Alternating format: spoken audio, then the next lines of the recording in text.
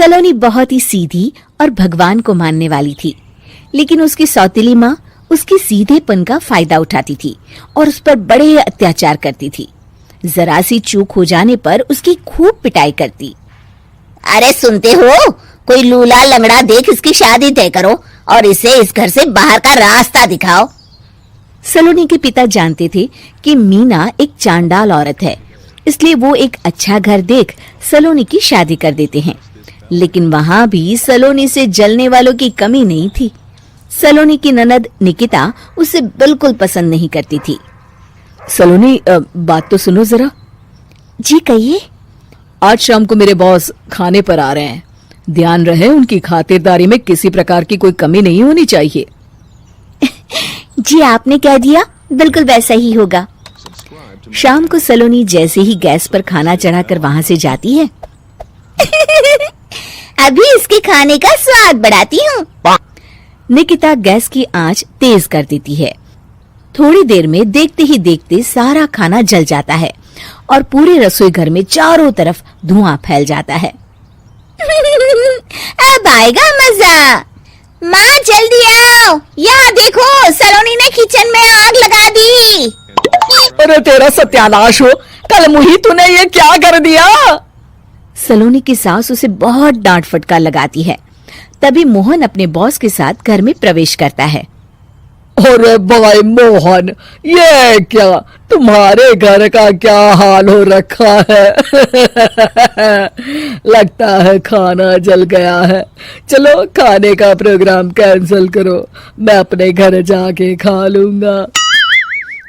Sir दरअसल sir मुझे माफ कर दीजिए। अरे कोई बात नहीं, घरों में ये छोटी मोटी बातें होती रहती है।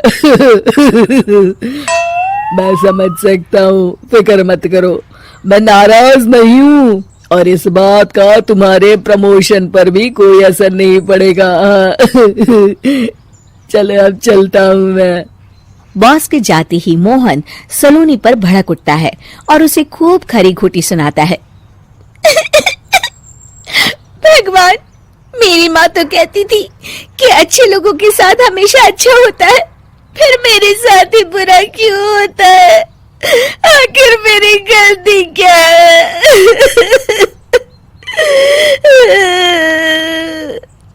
तभी आकाशवाणी होती है। बेटी, अब तुम्हें कोई दुख नहीं दे पाएगा। तुम्हारा बुरा सोचने वाले के मन की सारी बातें तुम पहले ही जान जाओगी।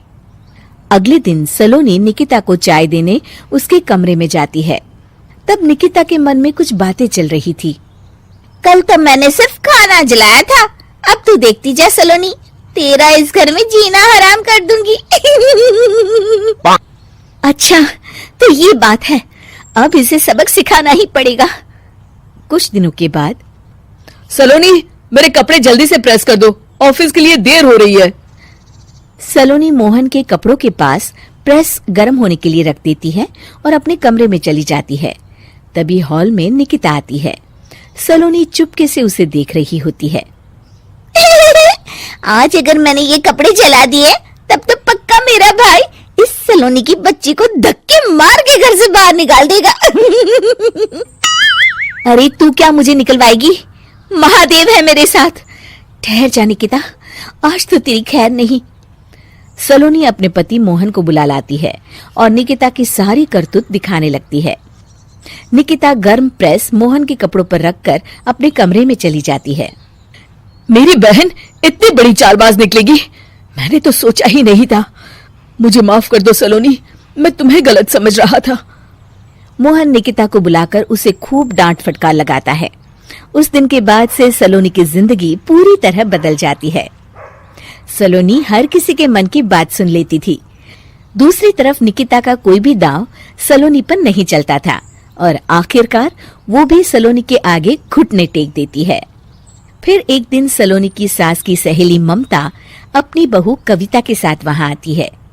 कविता मन ही मन कहती है, अरे ये बुढ़िया पागल है जो मुझे यहाँ लेके आ गई। कहाँ मैं अपनी किटी पार्टी छोड़ के इसके साथ यहाँ मरने आ गई। पता नहीं कब तक इसे झेलना पड़ेगा। अरे ये जल्दी मरे और इसकी सारी जायदाद मेरे नाम हो जाए। सलोनी कविता की सारी बातें सुन लेती है।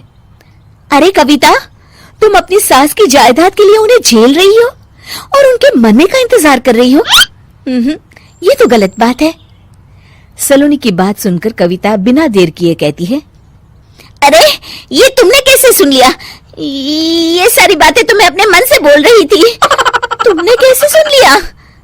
बस फिर क्या था, ये सुनते ही कविता के बगल में बैठी उसकी सास उसकी चोटी पकड़ लेती है।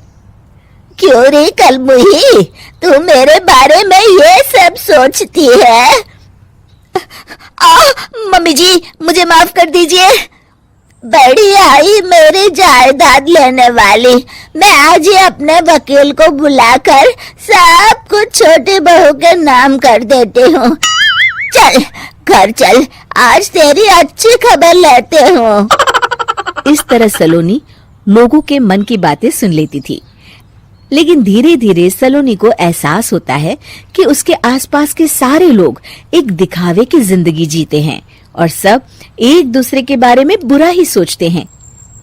हे भगवान, दुनिया में कैसे लोग हैं? सबके मन छल कपट से भरे हैं। मैं तो लोगों के मन की बातें सुन सुनकर तंग आ चुकी हूँ। मैं अपनी जिंदगी में अब बहुत खुश हूँ। अब आप मुझसे ये शक्ति वापस ले लीजिए भगवान।